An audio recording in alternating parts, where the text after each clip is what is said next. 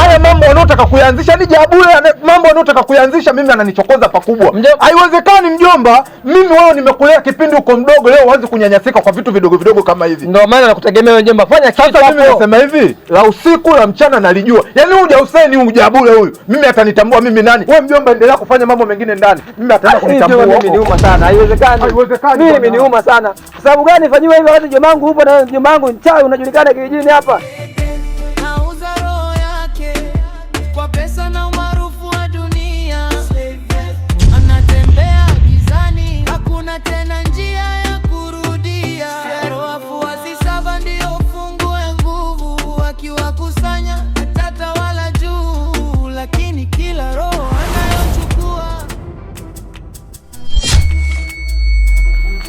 Bwana wewe.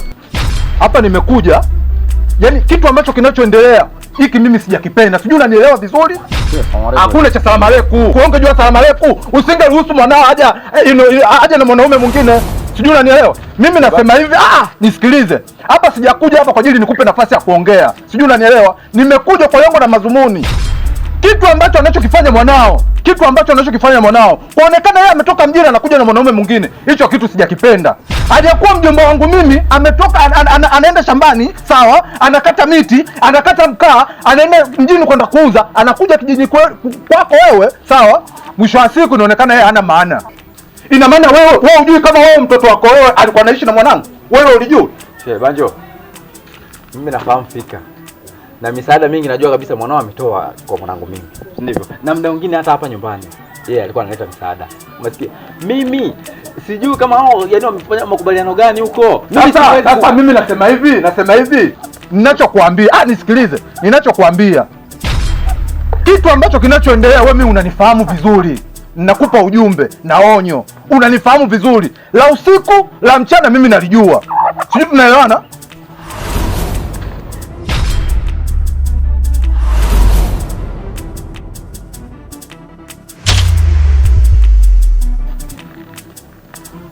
Banjo. Yeye anakuja anafika tu hapa na kupanic. Yeye hajui kama mimi mwanangu baada ya kufika nimemwambiaje au nimeongea naye nini kuhusiana na mwanae. Yaani kitu ambacho kwamba ukijui kweli sana usikuagize. Mimi nikubali kabisa mtu ananyoa vile anafanya hivi maadili yangu mimi mwanangu aolewe na mtu kama huyo. Yeye hajui tu, lakini unapofika sehemu sio kufikia tu kugoma hata kama hivi. Sasa hivi unakuwa mtu unakosea. Kwa sababu wewe hujui kama hayo mazingira mimi nimeyapokeaje. Hebu anza kunisikiliza kwanza, tuongee kisha ndio uangalie kama hasira usiendeleze.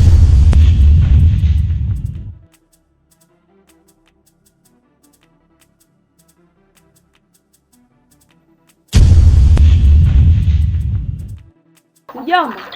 Na saa hizi. Sasa hizi mjomba. Mjomba, tuongeze na wewe. Sasa hivi? Na shida.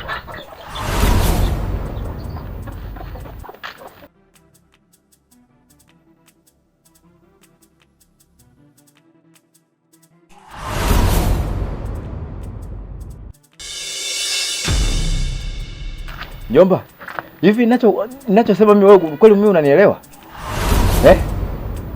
Unanielewa? Mimi nilikwambia huyo mtu mimi simtaki, nina mashaka naye. Umesikia? Nilikwambia kabisa huyu mtu mimi simtaki, nina mashaka naye.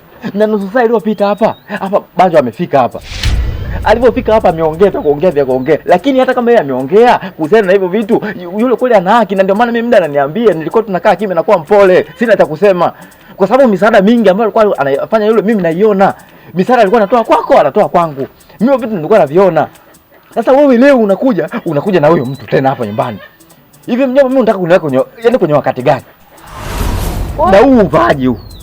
Na huu uvaji mara ngapi mimi nakukataza? Kwa mjomba mimi niulize tu swali. Haya maneno yote kwa sababu ya haya mavazi au kuna jingine? Huyo simtaki. Mavazi siyataki. Hivi vyote mimi sivitaki kwangu mimi. Umesikia? Mimi vyote sivitaki. Kwa sababu wewe unatoka huko sokoni kote unazunguka unapita moto kina Aden kina picha au moto unafika mpaka unafikia hapa. Hivi hao watu wote ambao wanapita huko wanakuangalia wewe hivi wanakufikiriaje wewe? Ina maana wewe wakiangalia kwenye maadili haya mpaka kama nimekulea wewe ukiwa mdogo mpaka unafikia leo hivi hapo. Mimi na maadili gani na wewe una maadili gani? Umeenda mjini, umerudi, unakuja unavaa hivi. Hivi hao watu wananiona kabisa mimi nakuacha tu unavaa. Hivi mbona wananifikiriaje? Mimi nakwambia hapa. Yule simtaki. Hapa yule hapa atoke. Kwa hiyo kamwambie tu, sio kulificha ficha. Kwa hiyo mimi nilikuwa naelekea msikitini. Sasa nikasema hapa nikawa na mawazo isije kwa swala yangu ikaharibika kwa mawazo ya wewe. Bahati nzuri Mungu amejalia umefika. Nimekuambia kwamba mimi yule mtu simfanyi, simtaki na hizi ngoma mimi sizitaki. Sina kingine cha kuambia. Mimi naenda. Sijawahi kukubadilikia hata siku hii. Ila kunakofika saa hizi nitakushinda na nitakufumua wewe. Kwa sababu wewe mimi ndio niliokulea. Wewe mimi uko hapa. Umesikia? Kwa hiyo nielewe ninachokuambia. Ukisikia mtu mzima dawa yenyewe ndio mimi. Mbona mimi mizizi yangu michungu tu kwako wewe na inanoka kwa sababu dawa chungu ndio ambayo inafanyia. Kwani wewe au wewe uone? Mimi naenda msikitini. Kwa sababu hapa nashukuru naenda kwamba ndugu mimi nimekuambia. Ninapofika hapa unipe majibu ya kueleweka kuhusiana na huyu.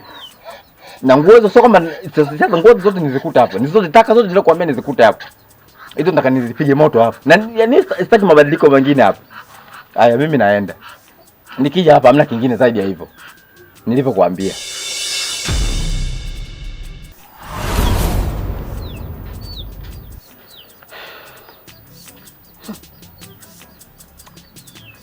Hivi huyu Banjo mimi ananitafuta nini? Niulize tu. Hivi amekosa kazi za kufanya huku kwake mpaka ananyanyua miguu yake anakuja hapa nyumbani na kumweleza mjomba upumbavu. Lakini huyu mimi ananijua vizuri au anafanya kunisikia? Sasa subiri. Odi! Odi! Odi!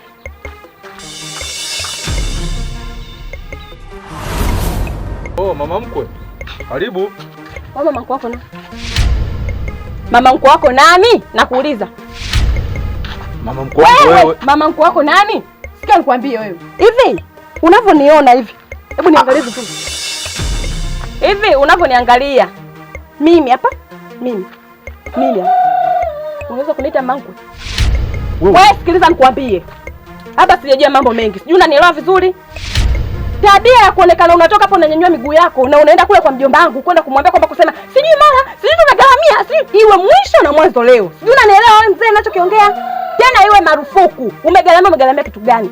Au wewe mwenyewe umegaramia kitu gani? Shilingi ngapi ambaye amegaramia tuwalipeni? Lakini sijamaliza. Hakuna cha lakini. Tena iwe mwisho na mwanzo. Kama unataka gharama zenu, si unazitaji gharama zenu? Toka wewe, familia yako, ukoo wako, watu wote twendeni kule tukawalipeni hela zenu. Sijui unaelewa vizuri?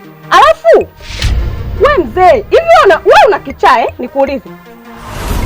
Hivi hata mwenyewe hata uko mitaani mimi wakiniona hivi nilivyo. Wakiniona mimi natoka na mwanenu nyinyi. Jamani, sitachekwa nini lakini mimi Hapo sikia mimi nimekuja na mwanaume wangu. Tena isiwe kwamba kusema kitu hata mpaka mwanaume wangu akasikia ukaniharibia au mkaniharibia. Sijui mnanielewa? Yule mwanaume wangu anaye hela kama zote. Kama mnahitaji hela tutawalipeni. Na mimi sio level ya kuishi na mwanenu. Sijui unanielewa vizuri wewe mzee. Tena iwe mwisho na mwanzo hii niliokuja hapa kuongea.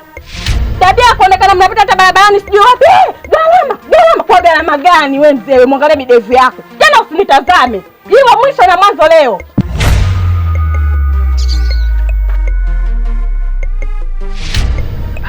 Sasa jamani mimi nina makosa gani?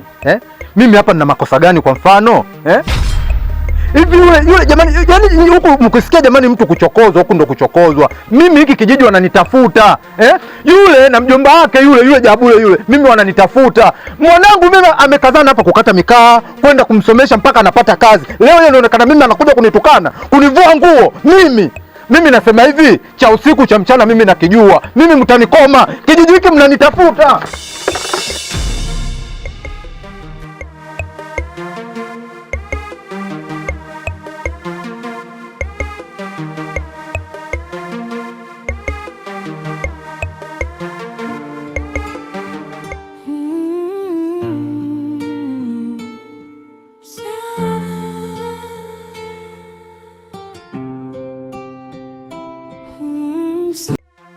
Shikamoo mzee.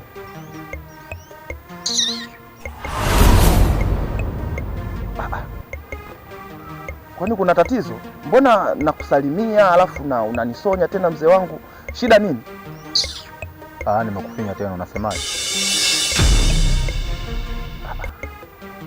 Sasa ustaarabu unatokea wapi? Labda kwa sababu waungwana wanapokutana kusalimiana wanaitikiana salamu. Isitoshe wewe ni mtu mzima, ulitakiwa uniitikie, ni vitu vya kawaida, lakini nashangaa unanisonya. Shida nini? Labda au nimekukosea nini? Au kawaida wazee huko hawamkiwi hivyo? Kijana wewe unajikuta nani? Labda mimi nikikuuliza wewe unajikuta nani? Kwa sababu haiwezekani kwenye kijiji chetu unakuja, kwenye mji wetu unakuja, alafu unafanya vitu ambavyo viko tofauti na mji wetu. Unatuchukuliaje sisi kwa mfano? Mzee, unajua tangia nimefika katika hiki kijiji ndio kwanza nakuona, na sina kumbukumbu kama nimeshawahi kukuona, ndio kwanza nakuona. Alafu nakutana na wewe unaongea kauli ambazo sizielewi, mara sijui hivi na hivi na hivi. Hii imekaa vipi? Utanielewa. Yaani unakuja kwenye mji wetu sisi, alafu kuna watu unawakosesha amani, furaha, unajichukulia nani? Mjomba wangu mimi Modo, ina maana mpaka leo anashindwa kuishi vizuri kisa mbwa wewe? Mzee, unajua mpaka kufikia dakika sasa hivi nimesimama hapa na kusikiliza, nimekuheshimu sana.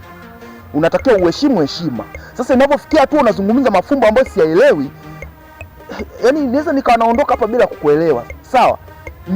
Nyosha maelezo, nielewe kitu gani ambacho una make sense au unataka kukizungumza mbele yangu mimi ili nikielewe. Unavyozungumza hiki nitakuwa sikuelewi. Shida nini? Yaani kitu gani ambacho unataka kukizungumza? Zungumza nielewe. Wewe kijana, angalia kidole changu na kunyoshea. Wewe kijana, ninasema hivi, kwa hizo tabia ambazo ulizokuwa nazo, ambazo umejaribu kutoka mjini kuja kijijini kwetu, kuja kuwachanganya watu akili zao na kuwachanganya watu katika maisha yao, ambao watu uliwakuta wanaishi vizuri, mwisho wa siku unakuja kubadilisha maisha ya watu.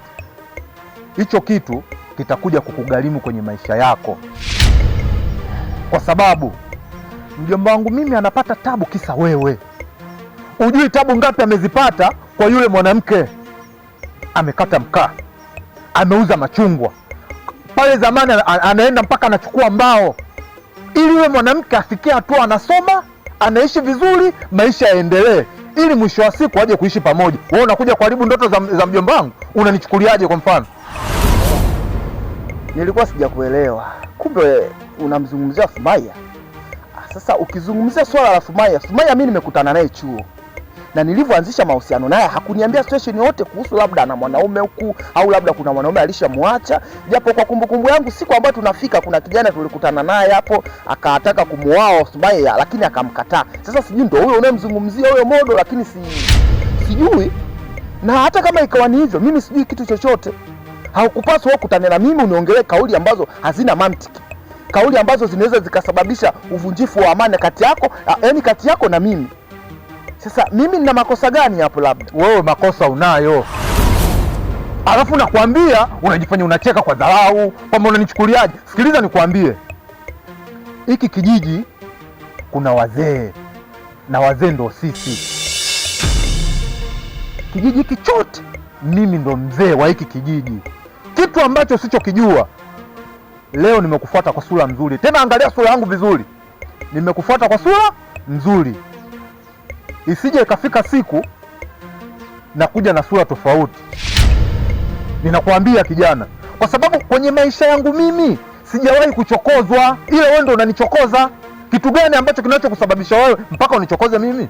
Ngoja nikwambie mzee wangu, usije ukakaa ukajiamini au ukaamini iko ambacho unakiamini wewe kwamba hata mimi kinaweza kikaniogopesha.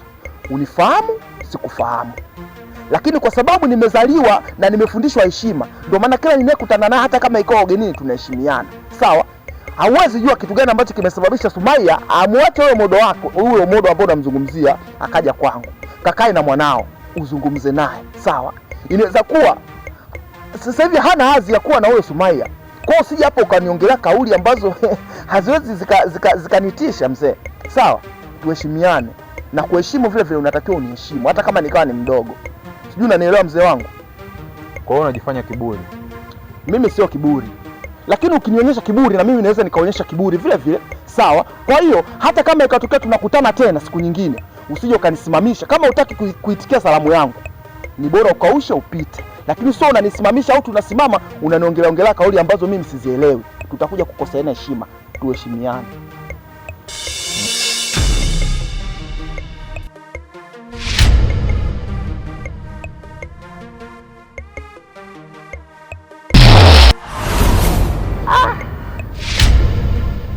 Vipi? Huo umeme una voti ngapi? Voti 3 baba. Ai.